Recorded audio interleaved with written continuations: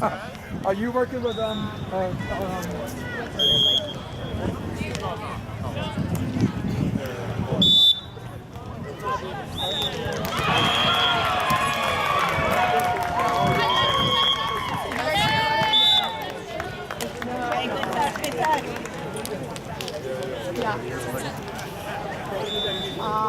Okay. 7-0. 7-0. Okay.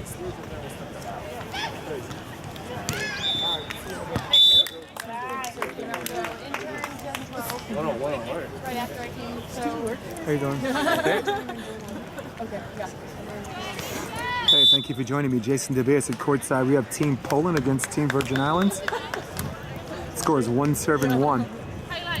Outside set, Pregowska hits the ball just wide. Pregowska, the right side hitter, in the red and black. White stripes representing Team Poland. Left side hitter, Wachowicz. Wait, so you represent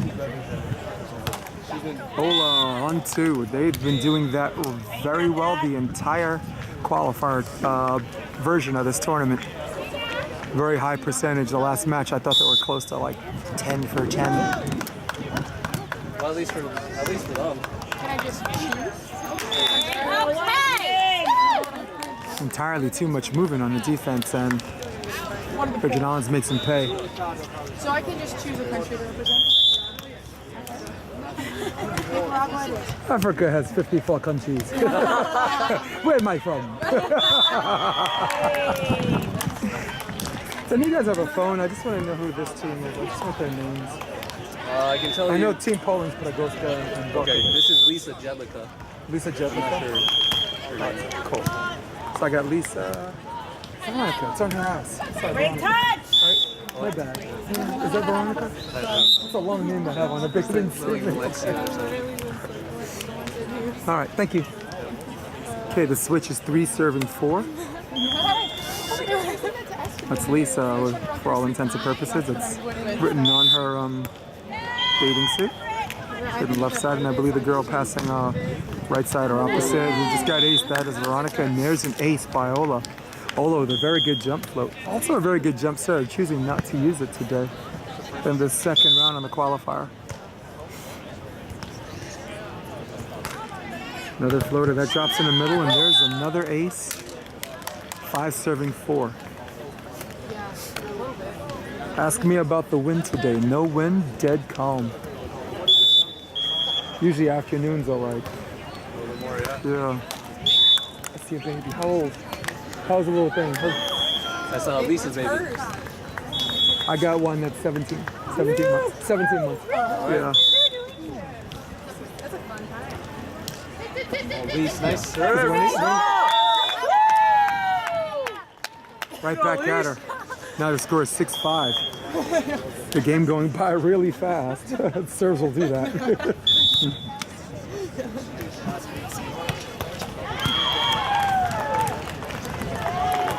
Nice, Lisa.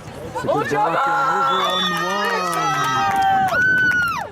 I taught her that. Something about Ola and Pregowska is they're not very fast starters. Their previous match, they gave up the first 7 points. It was a 7-0 switch, and then they finally got it together. Nice. Went on a 21-14 run to finish out the first set, and there's a nice fake block going outside to the pin, nobody up, and Ola with a middle shot and hit the antenna. There might be an argument after this one. There's a tight set, and Ola paintbrushes over the top. That defense, go! That's her. How did we do yesterday, you know? Oh, really? There's a line over, and Ola take 2 steps and stops, and now here it is, a 7-7 switch. Once again, thank you for joining me, Jason DeBeas. Courtside, you know how I do. How to quote my favorite artist, guess who's back? Back again.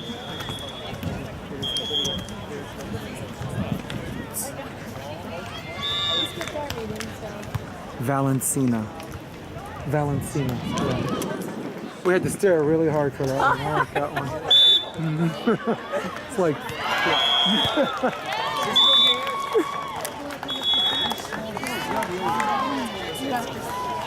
Scores now 8-7 as the story of the game. What's up, man? Come join me. I texted her and told her that. You're taking all kinds of pictures tonight. Cool.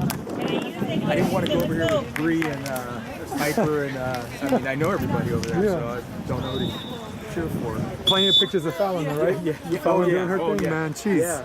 she's got a little savage in her, man. She You know. played really good volleyball right now. Lisa, where are you walking? Lisa stayed at the net, and there's 2 over, and that ball's gonna go long. And now scores 9 serving 8. The story of this game is it's all about the ace, Coach. It's all about the ace. They've been trading aces back and forth.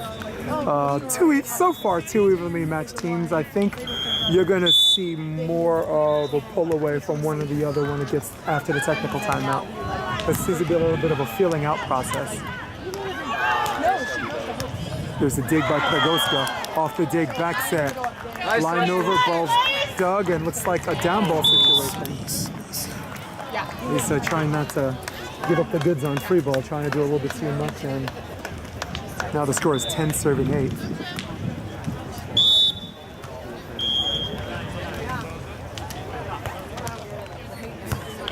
There's a little bit of a J-hook pass, goes over. Free ball situation, wrist away, and the queens of the on-2 have done it again. The last match they played, they were like 10 for 10 on twos. Really, they're very, very good. The most important thing is on shots, they physically see where they're hitting. Okay. So it's not like they're going on two like for its own sake.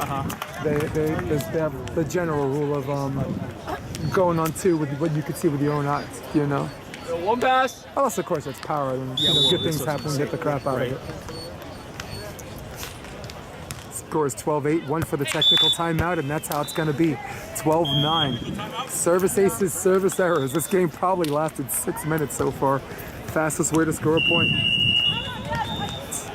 We'll be back. Yeah. That's how it was like over there. Yeah. Following Alex. No doubt. Right, yep. I'm gonna change shirts. I got two shirts. Same here. I got 2 shirts under this. Yeah. I get idiots, you know. All right, I'll be back. I'm gonna check that out.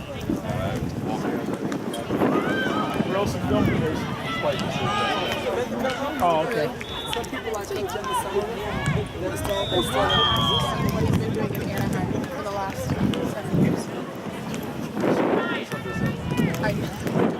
You heard my David Smith story? Last summer, I was carrying a fridge, David Smith. He asked me, where are you from? What school did you go to? Blah, blah. I was an intern, whatever. I asked him, where are you from? Where'd you play? And then he's like, and then me and my wife have been in Anaheim for the last 7 years. Oh, what have you been doing in Anaheim for the last 7 years? As a carrying a fridge together. He goes, oh, I've been playing for the Nationals. It's like, cool. Got it. I asked Brian, like, how bad is it that I didn't know? Yeah, Brian's like, no.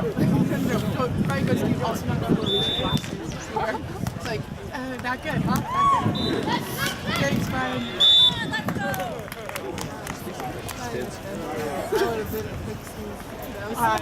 It was almost like, I'll just leave now. I'll just fly home.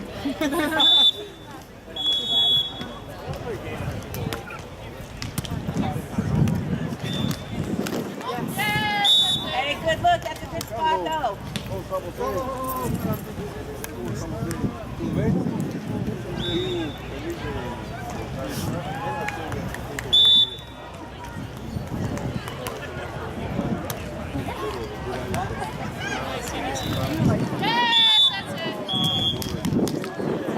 Okay, here we are. We're back in action.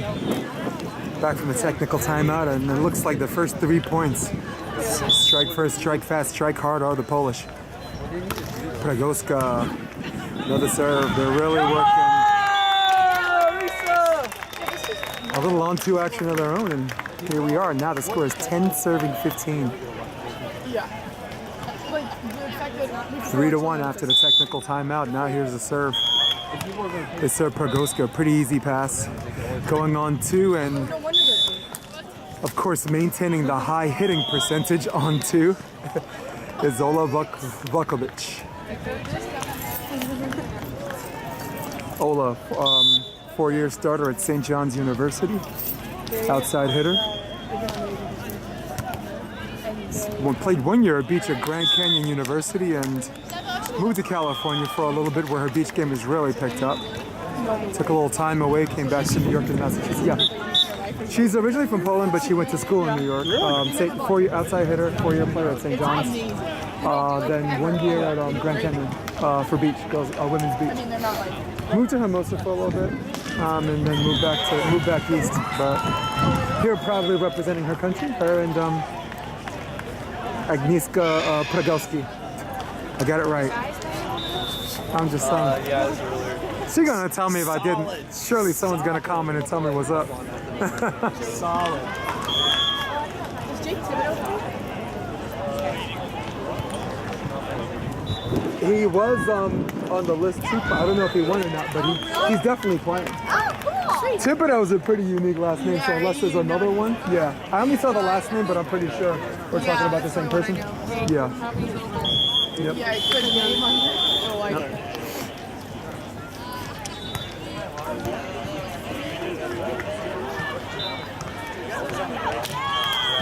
We're back from the timeout. You're allowed 1 timeout per each set. The score is 17 serving 10. Which one is it?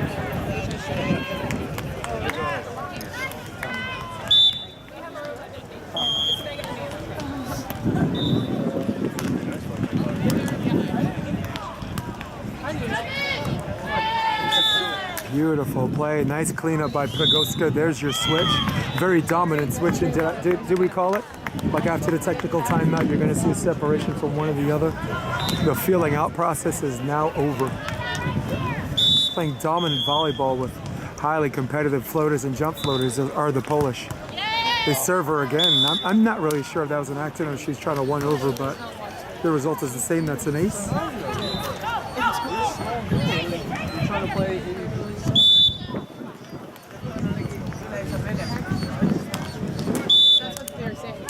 Valenciana having a really hard time on service even. Once again, that's been the story of this game.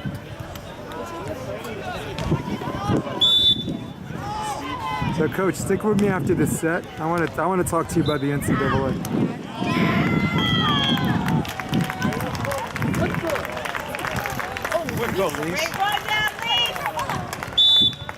That ball is never over, and I believe that's set point opportunity number 1. And hey, Coach, shit, where'd he go?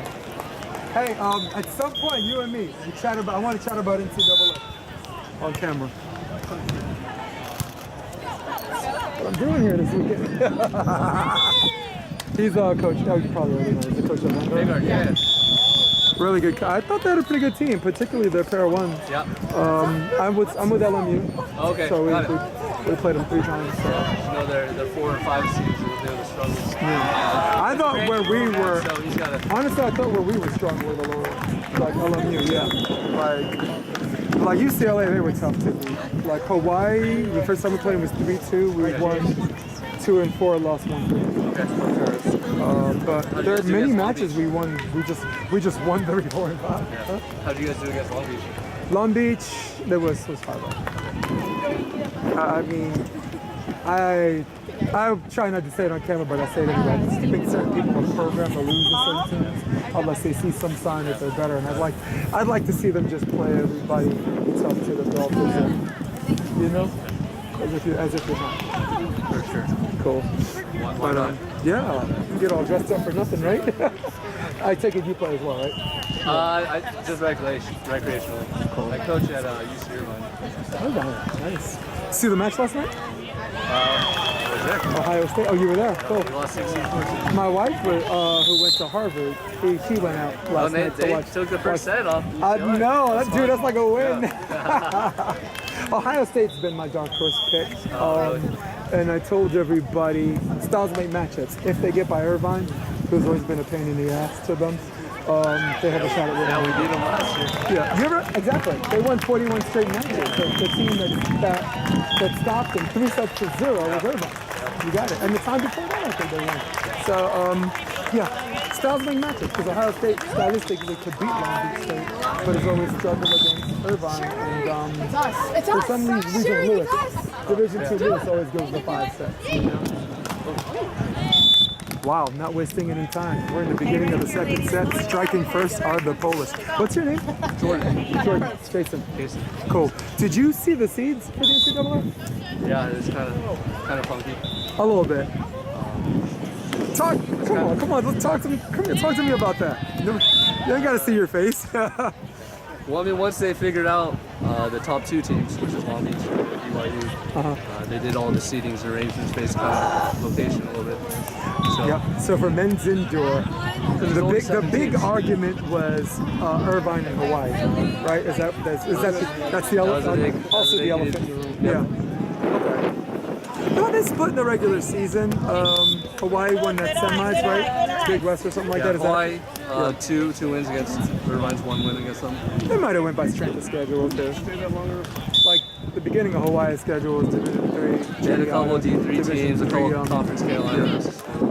But for the people that, let me tell you something, I'm from the East, for the people that don't know the D3 teams, okay, they're D3, they're really not at that height level with the top 6 for D1. But 2 things, outside of that top 6 or 7, they can win, and 2, you have to beat them with your starters. Like if you send boys to do a men's job, they're gonna take your lunch money. Got you. I got you. Okay.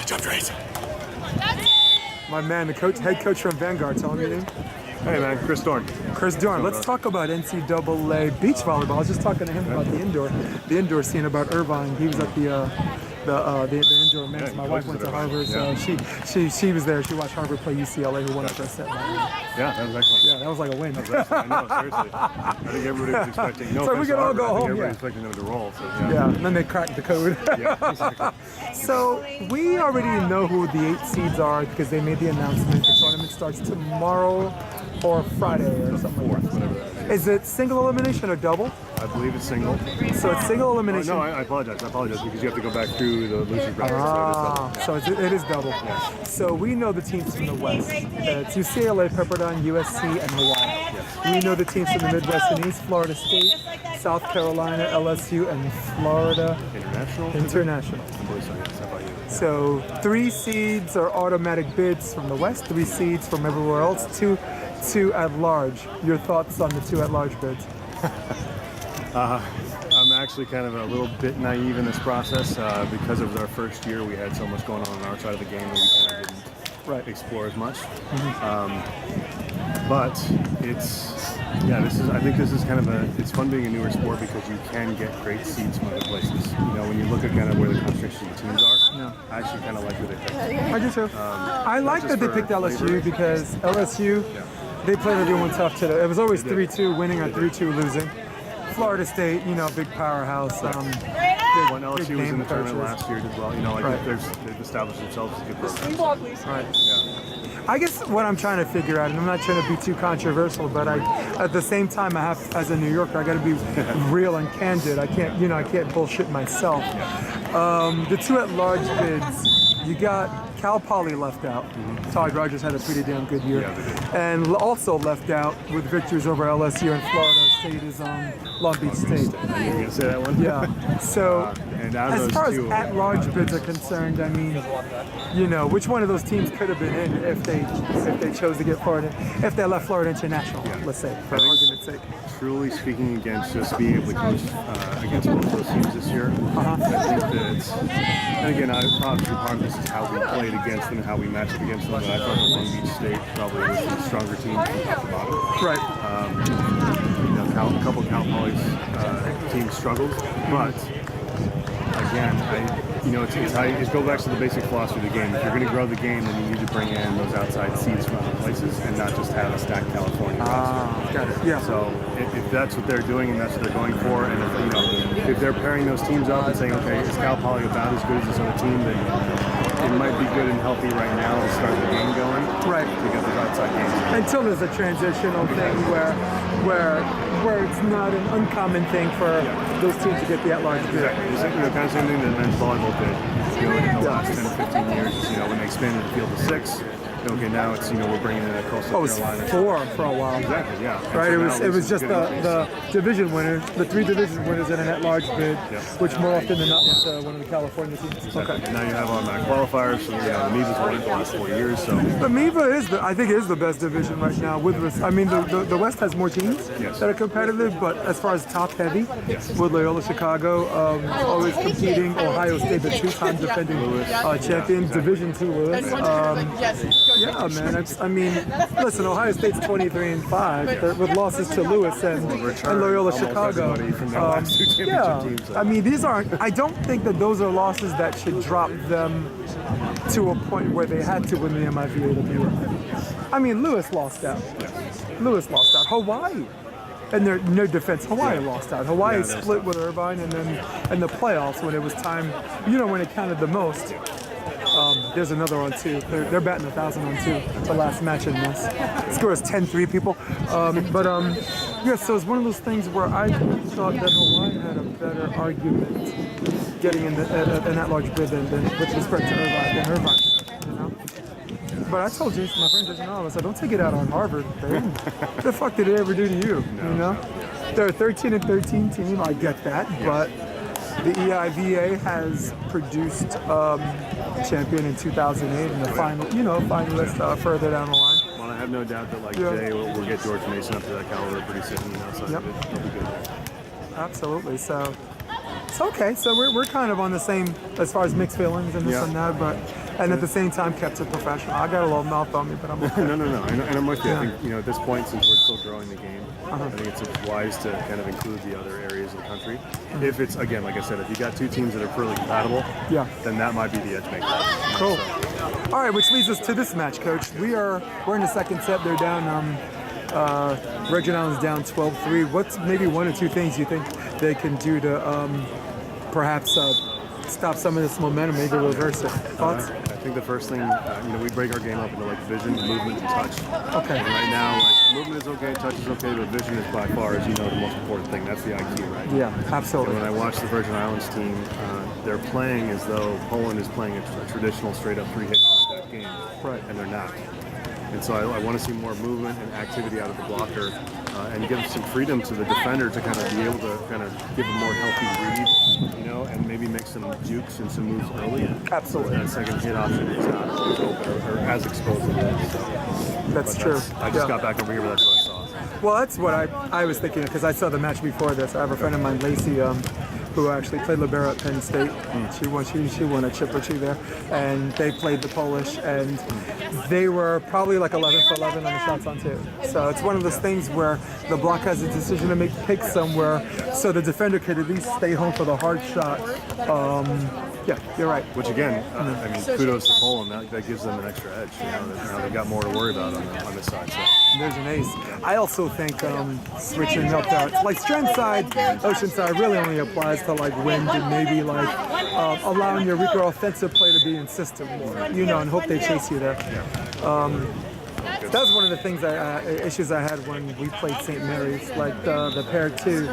They had the shorter girl playing strand side. There's a technical timeout. The score is 18-3. And they mousetrapped us. They thought John would follow her there, and they did. So now this girl who's in system, now all of a sudden her offense is better because now she's playing above her offense because we had to take something off of we're one of the better jump floater teams in the conference. And now because our jump floaters are drifting going after that girl, we're taking something off. Now her passing gets better. And now weaker offensive players, a stronger offensive player. And I'm like, if we're the serving team, if that's our identity, forget that shit, man. Just Mother Nature has no respect for anyone's skill set. That girl still got to pass the ball in those windy conditions. And I thought, with respect to my boy John, and I'm saying this on camera, but I don't. But you know me. I said it. But it's one of those things where I thought we should have explored going after the bigger girl more. You played against St. Mary's also, right? There is a case for that. Where sometimes you got to scrap the game plan and go with the conditions, like you said. If we're a good serving team, then I need to just be a good server. Yep. And sometimes I can overthink, that small area of the court. So yeah, paralysis through analysis. Yeah. Okay. We're on the really same got them on the defensive right now. I think USA's over. USA, sorry. Yeah. Virgin Islands is really overanalyzing. They are. The last couple of moves have been very like stiff. There's yeah, they need to call off the pass too, like where she has to recreate her string just to get the ball over. Hey, That's a good shot. Yeah, a little right back at him. yeah, that's a good shot. All right, 4 flashes of brilliance, and now the score is 4 serving 19. We're in the second set. So they go down the first set. Yeah. Energy efficiency right now is the key. I don't know if they have another round to get in, so it's one of those things. Maybe they just want to get in and get back under that umbrella as fast as they can and get ready for the next match that'll get them into the main draw. Some of these qualifier teams, listen, some of the guys in a draw, I'm like, I'm glad we don't have to play today. My boy Nate Yang ran into Ricardo first round. I mean, come on, what's up? I know. You know, I mean, that ain't right. multiple medals from the Olympics. Yeah. Yeah, by the way. The same way it almost started is pretty much the same way it finishes. That's what aces. Winners 2-0. The second set being 21-4. My boy from Vanguard. For all of you at home, I'm Jason DeBillius. So long.